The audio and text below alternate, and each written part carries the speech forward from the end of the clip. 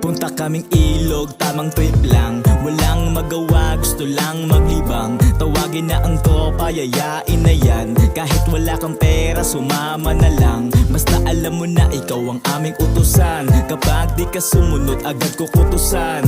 Pero joke lang, wala sa aming ganun. Buksan mo na ang gin at tayo iinom.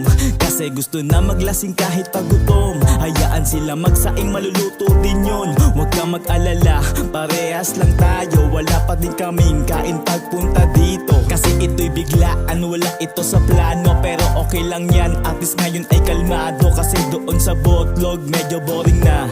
Buti pa sa ilog, utak ay nakakalma. Kaya wala nang dahilan para hindi magsaya.